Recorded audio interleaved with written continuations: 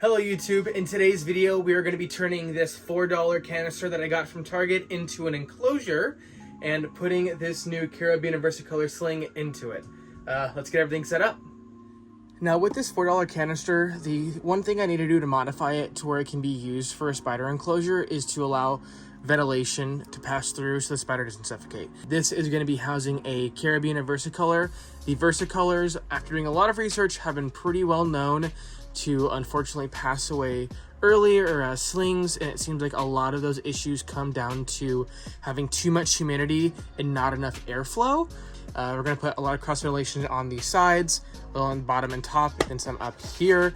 So a lot of the times when you are going to be drilling your holes for the enclosures, people will use a ruler and just kind of mark out where they want it to go. The audio cut out, but I'll be using the ventilation holes on the enclosure next to it for reference.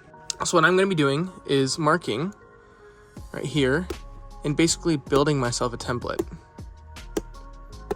You don't need to do this. You can definitely use a ruler if you need to.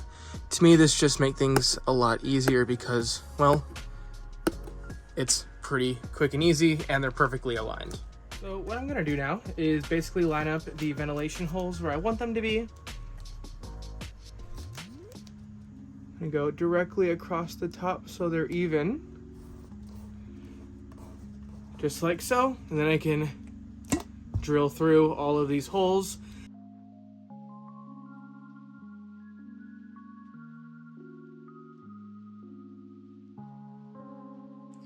Alrighty, as you can see right here, we have a good amount of ventilation along the side and some up top too. I'm going to be filling up about right to here with substrate, so a good portion of this is going to be filled with substrate. The Carabiner Versicolor is an arboreal species, so it's more than likely to be webbing up towards the top. Because this enclosure is pretty tall, I want to make sure that in case it's up top and it falls, it's not falling down 7 inches.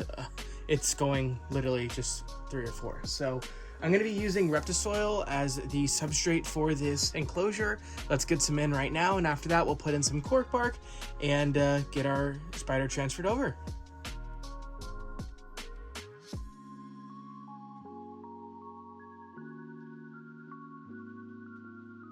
Enclosure is basically all set up. I do have this piece of cork bark right here that I'm going to be putting into the enclosure along with some fake plants and some terrarium moss right here.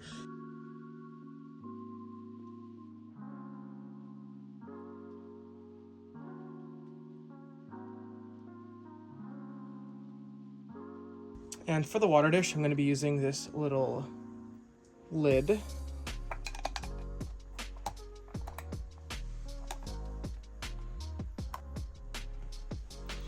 Just like that. So we have our water dish, we have our cork bark, some plants, some terrarium moss. Now, let's get this little Carabiner Versicolor in here.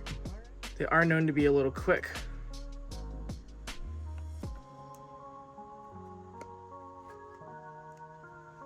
See right here. Beautiful blue color. Well, actually, since we're here, look at that. That is a beautiful tarantula right there.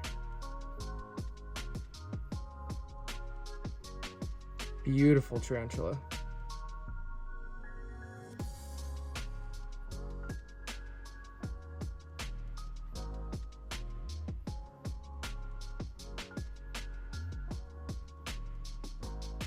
All right. Just gonna guide him onto this hand real quick as he's going up my arm, or not. Let's see if he will go in the enclosure, which he will. Sorry you guys didn't see that transfer, but whoop, come on.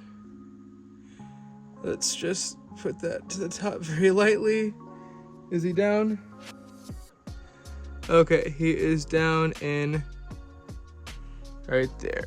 So the last clip was actually 6 months ago. I wanted to make sure that everything went well with my Versicolor. It made it through the kind of baby juvenile process. I guess Versicolors are pretty well known to pass in the early stages if they don't have the right amount of cross ventilation, as I spoke about earlier. I am proud and happy to say that everything has gone terrifically. My Versicolor has actually molted 2 times since 6 months ago when I first filmed this video. That guy was a little tiny. He's actually a lot bigger now. So I will show you the enclosure.